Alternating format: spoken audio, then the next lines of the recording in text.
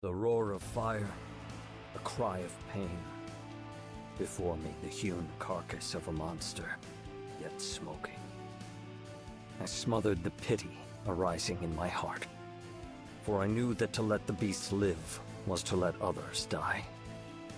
I long for days when I need not draw my blade. They say the skies are endless. Yet I have not seen any part of it unclouded by monsters or raging primals, where the drums of war did not roll like thunder, nor have I discovered any path to order that was not carved out with swords. Though I joined the crew to found the halcyon country of my dreams, our journeys have taught me to fear my quest is only that, a dream. For we live in a time when all things are driven by violence. And yet, who knows what lies just beyond the horizon? The captain said we would sail for a new skydom tomorrow. For once, may we alight upon shores of unbroken peace.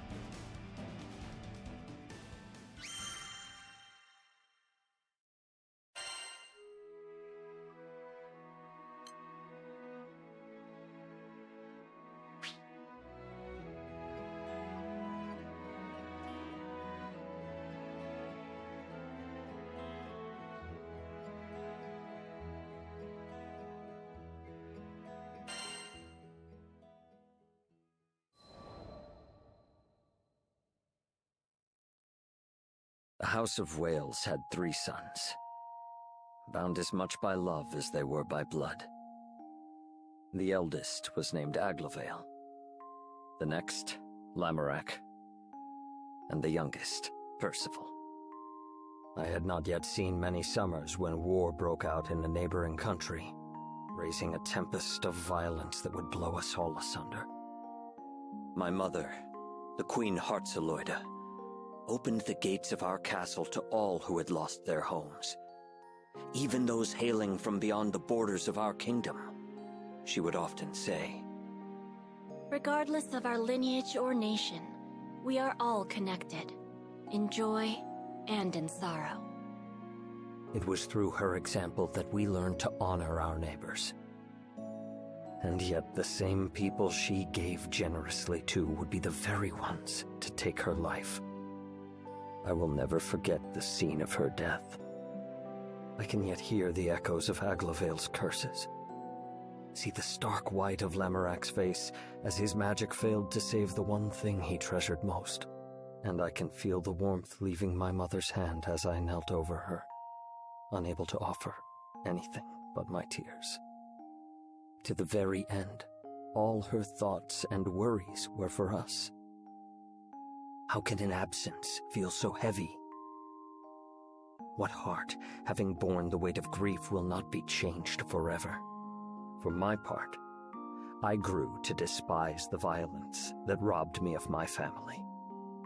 I swore I would raise a new kingdom, above the tides of blood, where the gentle gardener and the honest plowman may live out their days in peace. The same grief, however, bent Aglovale on a different path. Believing he could conquer tragedy and banish it from our lands, he began amassing great power. But where power treads, war soon follows.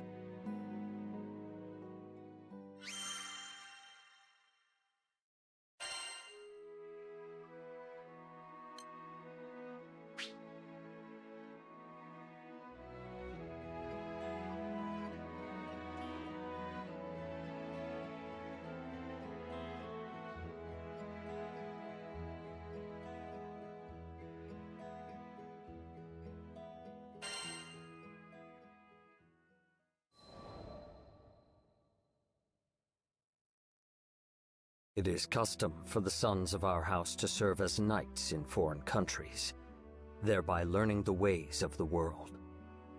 I went to Fiendrock, an ally of Wales, and there joined the Black Dragons, in time becoming vice-captain. Fiendrock made no distinction between me and its native-born children, and I grew to see it as my second home. But no sea is so placid that storms do not brew. There was strife here, too, sweeping over the lands like an illness. I set out on a journey to seek its cure, and that was how I met the captain. Never had I come across a greater fool. In the captain's eyes, there was no sky dweller too high or low to merit aid. No person too strong or weak to join the crew. Who better then to stand by me as I built a kingdom on an impossible dream? And it was not I, nor Lancelot, nor Vayne, nor my former commander Siegfried, but the captain, who contributed most to the restoration of Fiendrock. Once the dust settled, we found traces of a foreign power that had first sown the seeds of unrest. We tracked this power back to Wales and its throne room, where my brother Aglaveil sat. Still mourning for our mother, he was waging a war on war, murdering tragedy and washing away tears with blood. But one cannot fight fire with fire, for what beauty will bloom from the ashes? Once again, I borrowed the aid of the captain to stop my brother's rampage and help him see reason. Though Aglaveil's deeds were wrong, they came from a desire to do good. 'Tis a simple matter to speak words of censure. The wise guide others not through saying, but through doing. Thus I shall build my country and show my brother it is not the flames of war, but the gentle hearth fire that will guide us to peace. Each day brings me nearer to my aim. Fortune has granted me a handful of stout-hearted vassals, the captain foremost among them. Though I am not possessed of any land, our ship is bound for the end of the skies. Surely we will sail over some quiet green fields where I may lay the cornerstone of my kingdom. My greatest care is the safety of the crew. The path of the Grand Cipher is beset by many perils, and I will not have a single vassal taken from me. So I have resolved to travel alongside and defend my captain, until the day I may sheath my sword forevermore.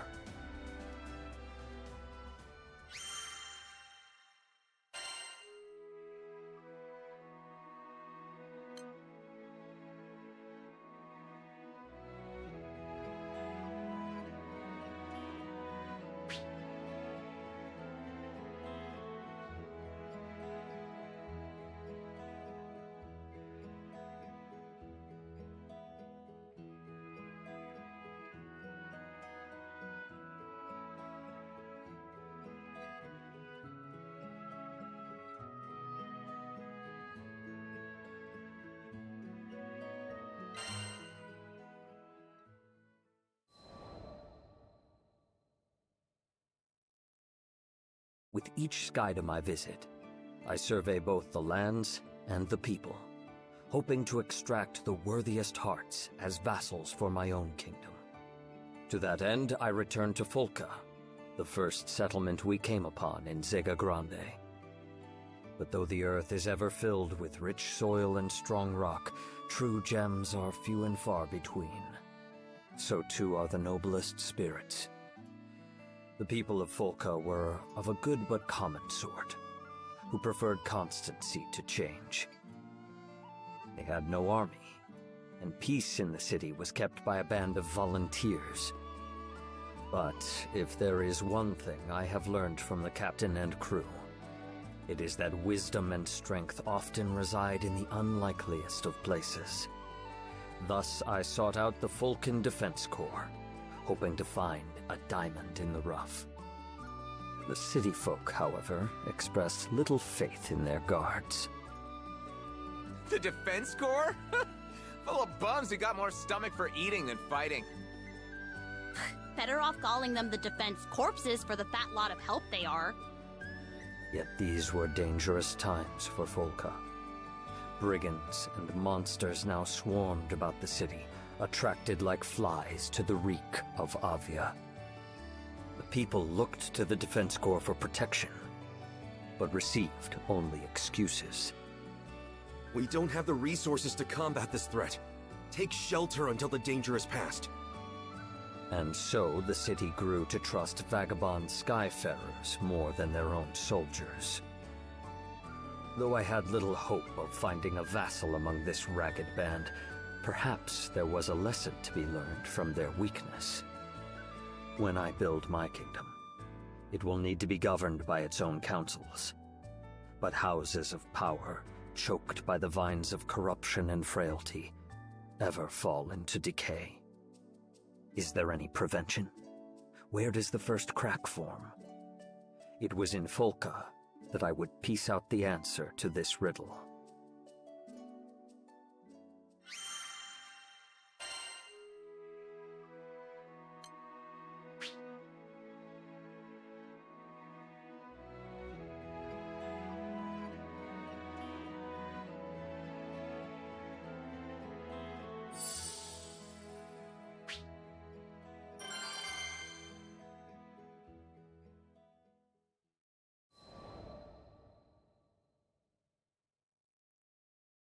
My road to the Defense Corps was short, but troubled.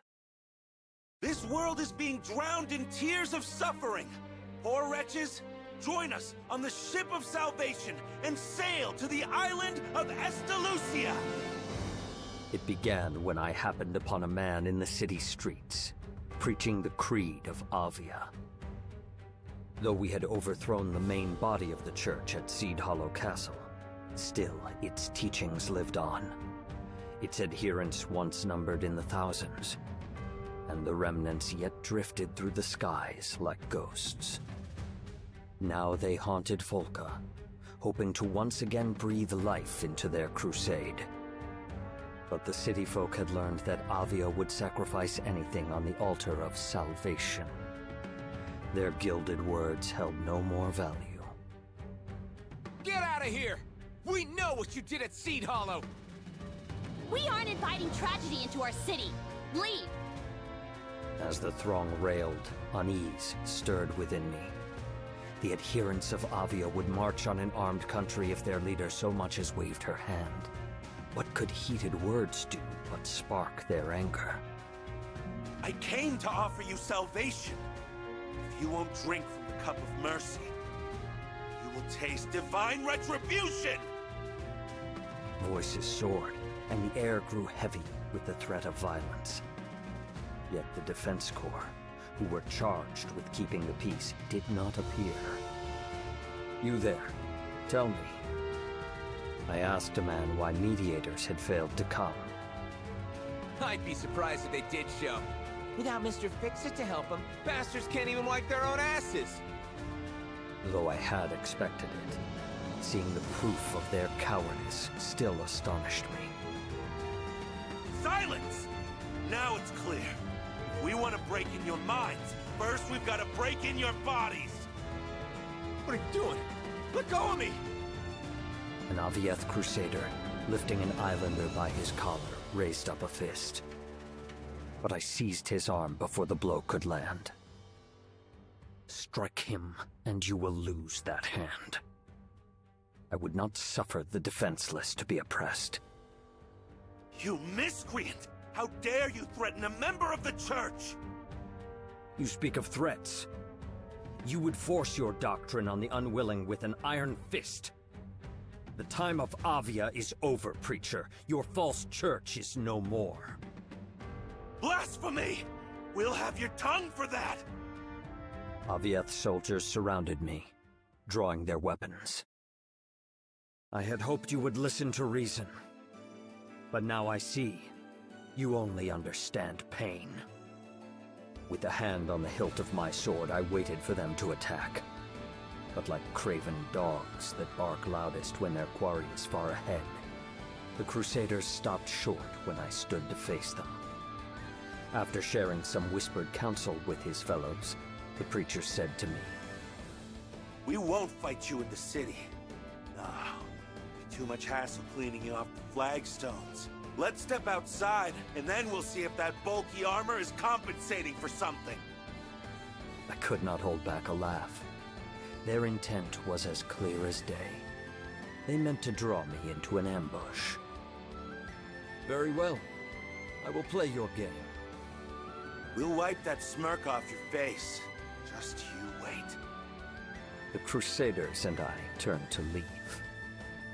He's going to get himself killed! Call the defense corps! Even those worms should be able to do something! Frightened voices whirled behind me. I did not quiet them, for though 3,000 ants of Avia could not crush one lion of Wales, I saw a chance to further test the core.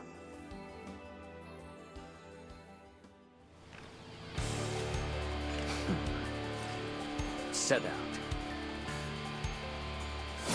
Death to all who interfere with Avia's sacred mission! You have abandoned mercy for violence and wisdom for bigotry. How dare you call your cause sacred?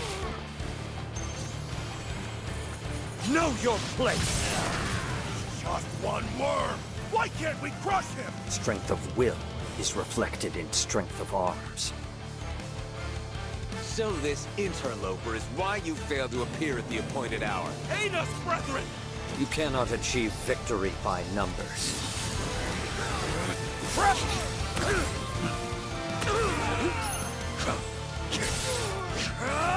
Meet your doom! On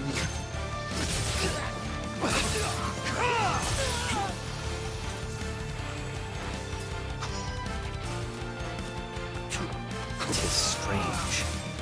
Though a great battle rages on their doorstep, the corps do not appear. Do they sleep?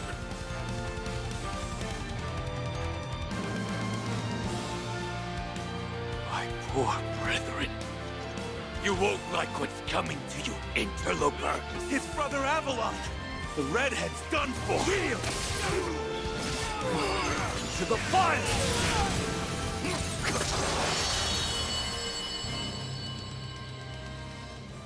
Wait. I know you. The Lord of Flames. I see my name has reached even the dregs of Zega Grande. His fire is the fire of hell.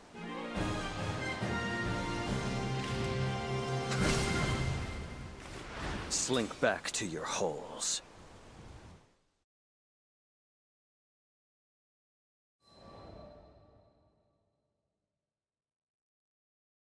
Damn you! Damn you to the bottom of the skies! The Crusaders took quickly to their heels. The weakest dogs bark the loudest. I sheathed my sword, judging pursuit to be a waste of time. I doubted the cowards would ever return. There's one over there! Alerted by a voice, I looked up to see a group of soldiers hurrying towards me. Their livery was not of Avia, and they carried their weapons with the grace of a schoolboy wielding his first quill. I had a good guess of who they were. After they had ringed me about with spear points and blades, one cried, "No funny moves, or we'll skewer you like a pig!" "Who are you, and what business do you have with me?" Of course you don't recognize us, or you'd be shaking in your fancy boots. Listen up. I'm Douglas, captain of the Falcon Defense Corps. You one of the Avia rats that raised hell in our city? Better come quietly, or you'll be sorry!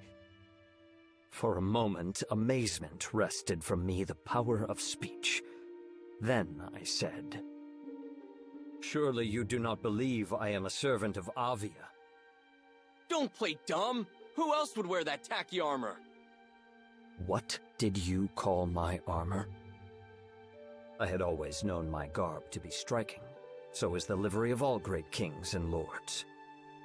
For on the midnight field of battle, the general must ever be the brightest star. Thus may he enkindle courage in friends, and show the enemy he is not afraid. My own armor was well worn, and had shielded me from many dangers. To speak ill of it was a grave affront. We're taking you back to the station, and don't even think about running.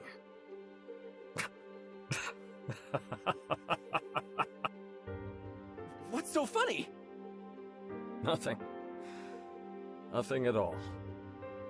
In truth, this was a matter more to weep than to laugh at. the proud guards of Folka, arriving like carrion crows after the battle to pick at what spoils they may. It was a pitiful sight. Defense corpses, indeed. Do what you will. And so I was marched back to the city.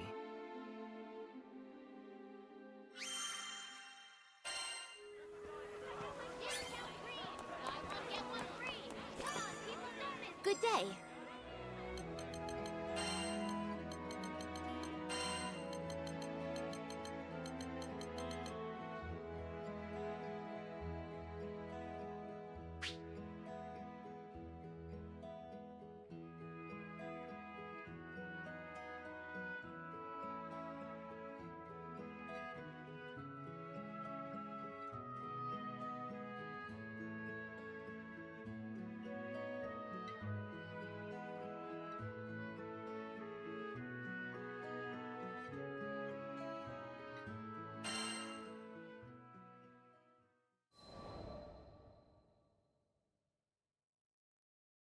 The Defense Corps questioned me at their guardhouse. An enlightening experience, as I had never been a prisoner before. All right, fess up. Tell me exactly how you're connected to the Church of Avia. I repelled a group of crusaders that threatened your people. You had no right to apprehend me. Shut your mouth! That was all Captain Douglas could stutter out before retreating into silence. Has guilt caught your tongue? I know your actions weigh on your conscience. If you're trying to scare me, Mr. High and Mighty... I am trying to help you. Now take heed. As keepers of peace, you are given the authority to take prisoners. But it is not a power to be used lightly. For to imprison someone is to rob them of time, and not all the riches in the world can repay that debt. I went on with hardly a pause. Today you failed your duty. You did not come when your people were in peril. Had I not been there, blood would have been spilled in your streets. And yet you seized me on sight like a petty thief, with no proof other than your own prejudices. I let my final words fall like the stroke of a hammer. You have dishonored your titles and your city. Color fled from the soldiers' faces, leaving only remorse. Hey, Captain. I think he might be right. We did kind of arrest him for just being there, and wearing tacky armor. Don't let him get to you! Now the soldiers began to contend amongst themselves. They had to keep quiet about my capture, said one, or there could be trouble. If only they had not delayed after hearing reports of violence, said another.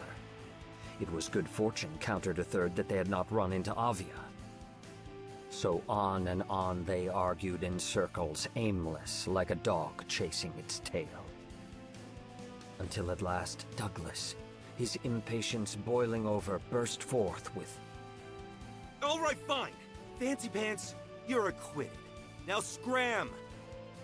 No.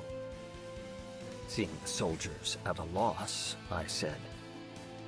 Since you have taken my time, I now ask you to share some of yours. I hear that your ranks are corrupted with frailty and disorder. From whence did this rot first spread? Why should we tell you, huh? You got nothing to do with it. Because I desire and command it. For a moment, Douglas could only stare. Come on, Captain. Just give him what he wants. Yeah, I don't think this guy takes no for an answer. Okay, Rubelox, you win. Now pipe down and listen up. And so the captain and soldiers of the Corps told me of their history and their malcontent. After the war, Zega Grande was left undisturbed for 500 years. This peace, like a deep sleep, had dulled the minds and limbs of Volka's warriors. So when the Crusades of Avia roused them at last, they were found weak and unready. Still, we did alright in the beginning. You probably don't know him, but we used to have a Mr. Fix-It in the city. Went by the name of Roland? Angel of a man, but he fought like a demon. The strength of Roland was their fortress, to which the Corps could rally if the battle went ill. When he vanished, the soldiers were left without their greatest defense. So, there we were, a group of idiots who could barely tell the butt of a spear from its head, left to play this game of cat and mouse. Self-loathing seeped into Douglas's voice. I know what everyone thinks of us. I know what they call us. But do you think we're wimps because we want to be? Now that Roland's gone, sending my Corps to war, a real war, would be sending my brothers and sisters to death. Captain Douglas, you've been trying to protect us this whole time? I sighed. Why do the best intentions so often lead us astray? Very well. For your sakes and mine, I will help the Corps regain its former glory.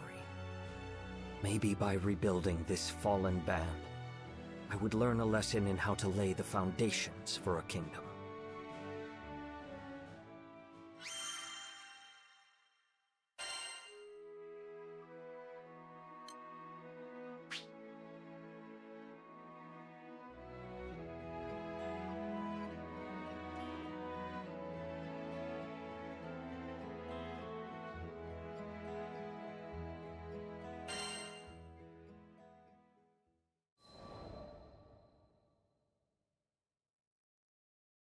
The next morning, I paid a visit to the Defense Corps headquarters.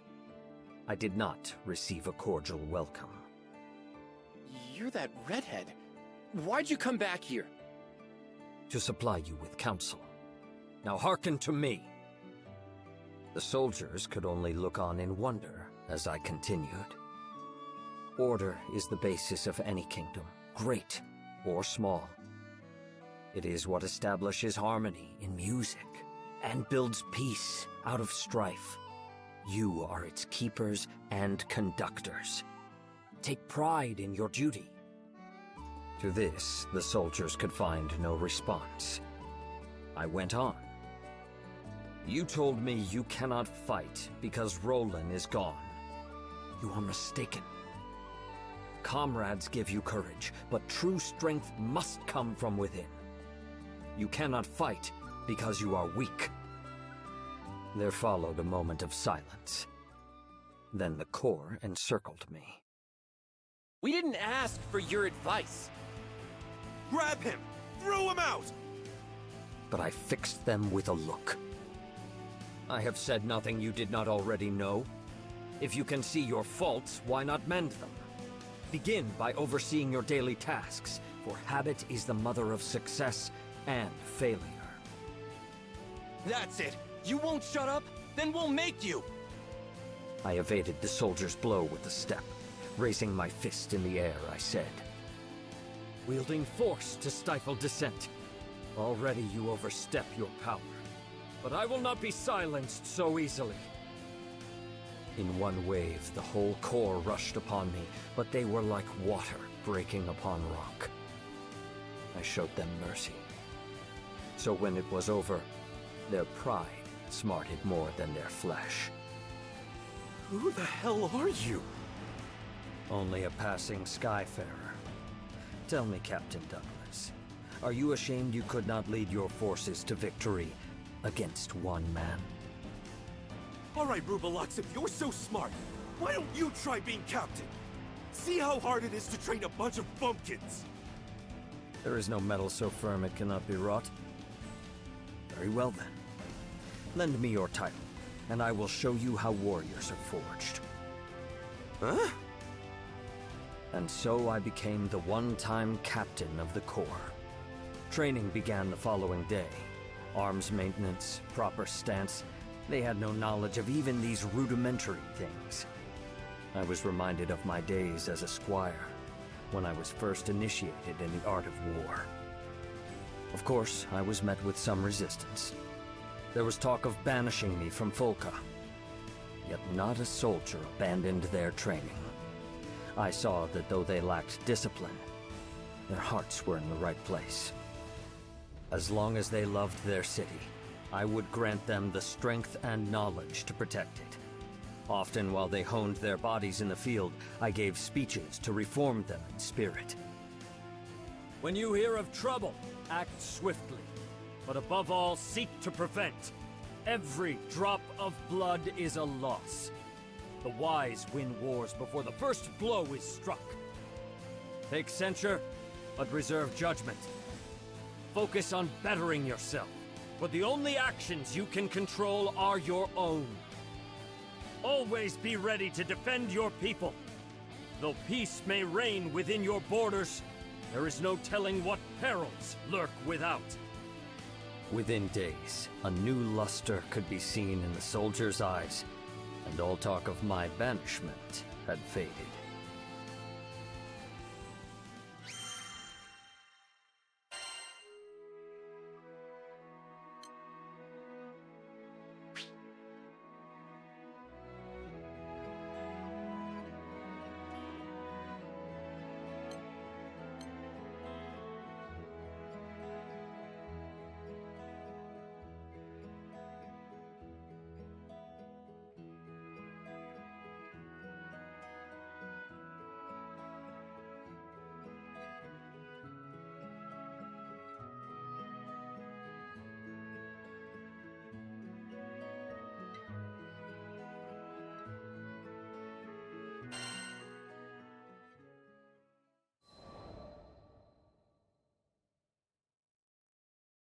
The training of the Defense Corps proceeded smoothly.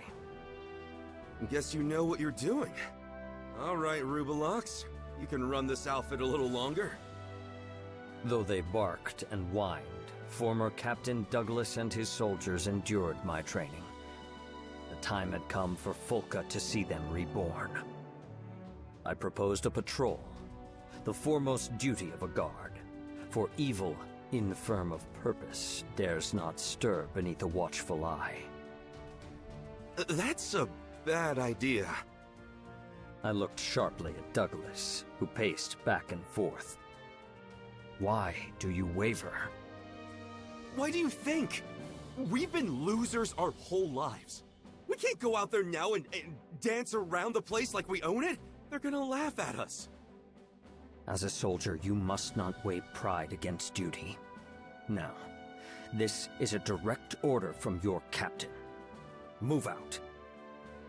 All came to pass as Douglas feared. In the streets of the city, children pointed, men jeered, and women laughed. Behind me, I could feel the will of my band weakening. Do not falter. Remember, shame should not hinder, but rather drive you to do good. The eye sees only the present, and the past is soon forgotten. There was no more I could do for them. The Corps would have to reclaim their own honor.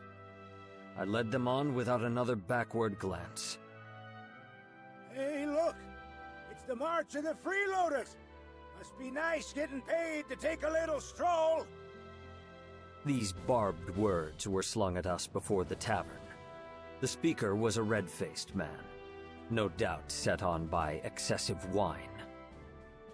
I slowed my pace. It was true that the Corps had brought this scorn upon their heads, yet what remedy could poisoned tongues offer? I never intended for them to be thus reviled. Turning, I walked up to the drunkard. You got a problem, big guy? The man shook in fear. But I did no more than bow to him. Forgive us. It is the part of a leader to bear the faults of his followers. For who will answer to a lord that will not answer for them? I am now the captain of the Corps, and speak on their behalf. We have failed you in the past. For that, we are sorry. But these soldiers are now changed. Give us time, and I swear on my honor we will set things right. Amazement flashed into the man's eyes, clearing the fog of drunkenness. Shamefaced, he hurried away.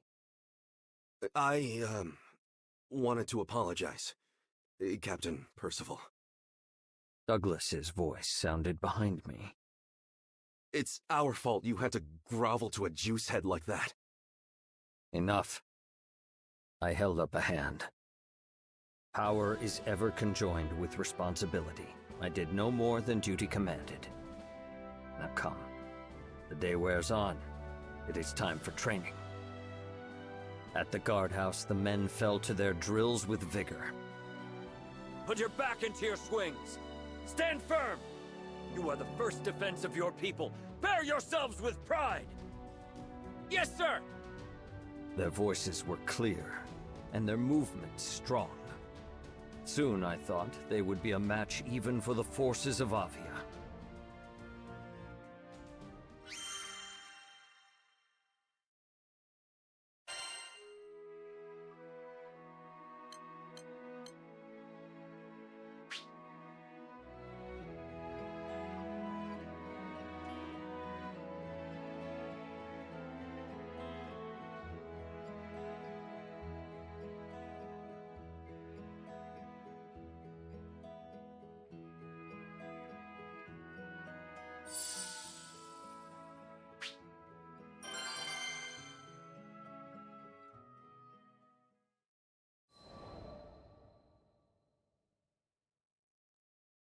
Bad news!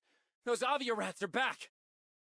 The day that would test the valor of the Corps came sooner than expected. I looked up at the soldier, who had burst breathless into the guardhouse. Report!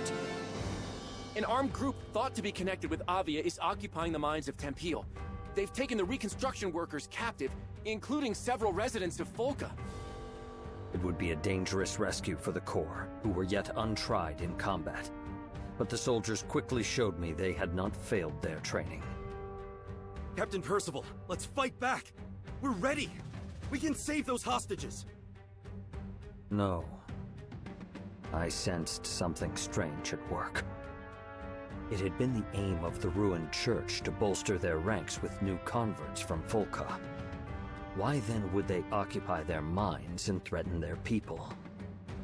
Surely it was not for ransom. The adherents of Avia held their faith high above the jewels of the earth. This had to be a trap. Of course, trap or no, the Corps could easily overthrow Avia, as long as I led them.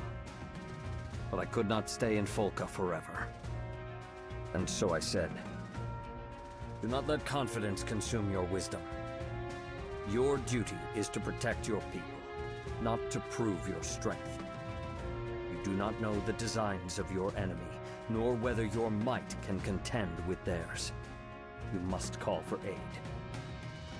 I saw that my warning had disheartened the soldiers. I could not blame them. They had struggled so far, only to learn that they still fell short. But glory must not be bought with blood. The lives of the islanders came first. Drawing myself up, I strove to lift their spirits. Your city needs you. There is much work to be done. Learn what you can from those that escaped the mines. Muster the defenses. Let your people know they are safe. Yes, sir! But Captain Percival, the clock is ticking. What if the Skyfarers and reinforcements from Seed Hollow don't make it in time? I could not hold back a smile. Do not worry. I know a crew of Skyfarers already at hand.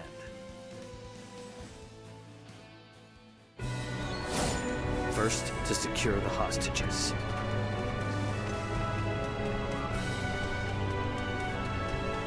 Wait! That hair! It's the Roosterhead from Folka! To arms, brethren! Sentries. You will wish you never saw them. There must be more of them.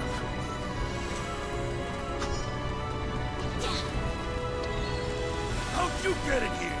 Where are the lookouts? Leave on the job? You'll never know! Too few of them. Their main force must be headed for Folka. Perhaps I should turn back. No. I must have faith in my comrades.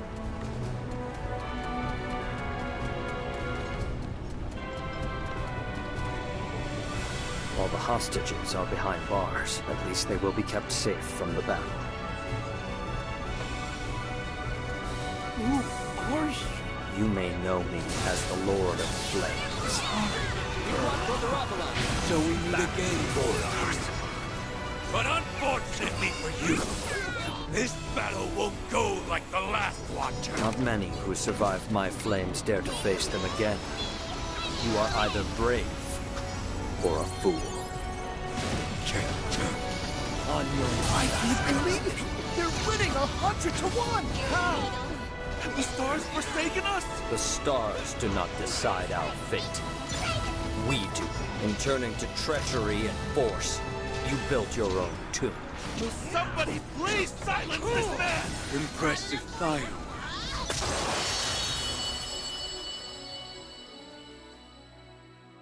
It will take more time to bind these Crusaders than it did to defeat them.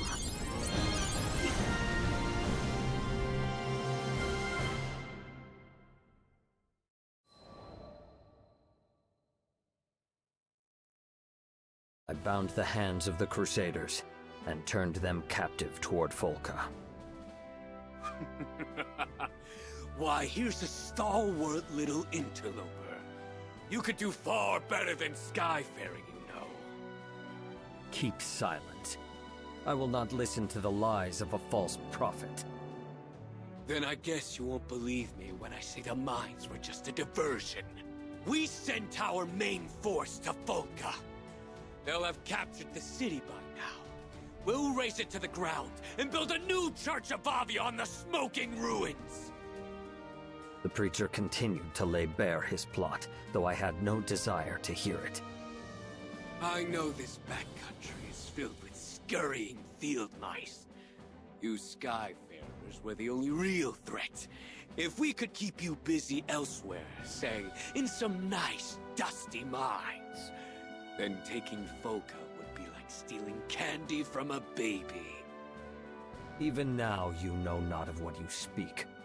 I had already made out that the mines were not your true purpose, and you misjudge the people of Volca.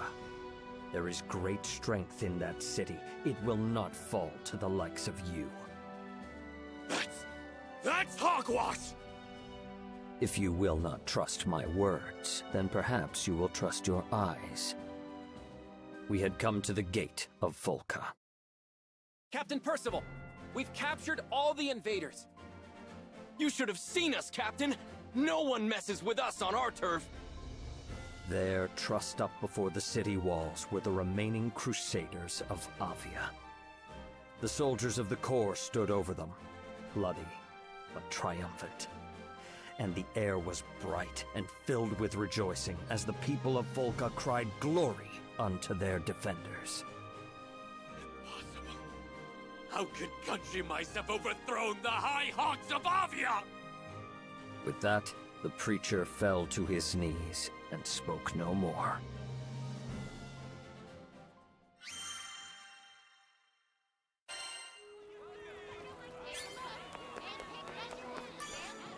Good day.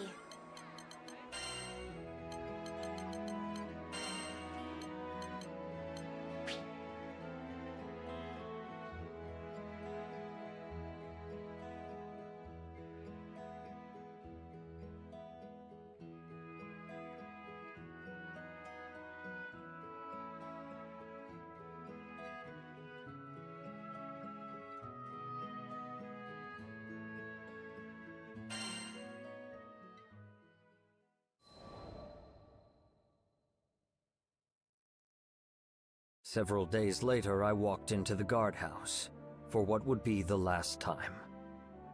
The captain's here! Attention! In a moment, the soldiers were lined up before me. At ease. My friends, you have found your strength and your courage. The time has come for me to step down as your captain. With the space of a deep breath, the soldiers did not stir. I read in their eyes that they had long seen this day coming. Captain Percival, That title is no longer mine. I return it to you, Captain Douglas. You have become a worthy leader. I turned back toward the body of the Corps. I'm but a traveler. My allegiance lies with a distant country, a kingdom of peace that I shall one day build. But I believe that all who dwell in the skies are brothers and sisters. Though our time together was short, it was an honor to serve with you.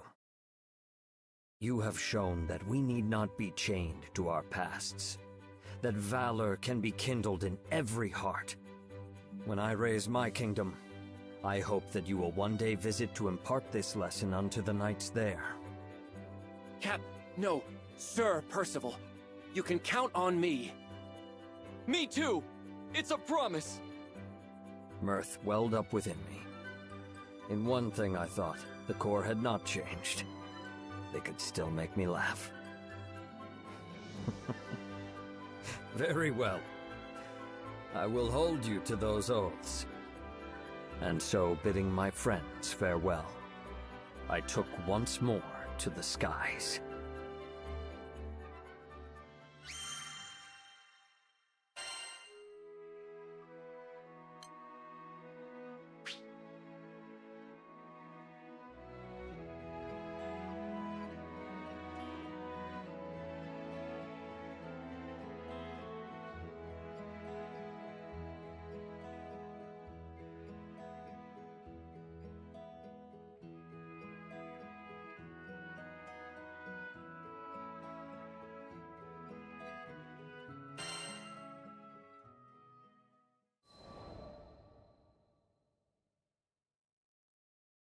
It was many months before I could return to Folka. This city is still the same. A gentle breeze danced with the grass. Sunlight streamed from between the leaves of trees, paving the streets in green and gold. But snakes dwell even in the quietest of gardens. Peace presided over this land only because there was a valiant corps to keep it. I was once captain of the Vulcan Defense Corps, and though our paths led on to different ends, they would ever be my friends and comrades. In my heart, I saluted them. Wait, aren't you? Well met. I was not surprised we crossed paths. Folka was a small city, and I knew the Defense Corps kept vigilant watch. I am glad to see you doing well. We sure are. Even got a generation of new recruits trained up. So, when do you think you'll be inviting us to your kingdom? I responded with a wry smile. It will be some time yet, but I shall not rest unless it be in a country of peace. Until that day, wait here, and serve your city well. You're gonna make it, Percival. I just know it. In the meantime, I better practice my curtsy, huh? I regarded Captain Douglas and his corps. Here were soldiers that had once lived in shame, but courage had been kindled in their hearts, and like candles they now passed its light to others. So does one good turn give rise to another, and valor begets valor. Perhaps the rise of my kingdom was not so far off after all.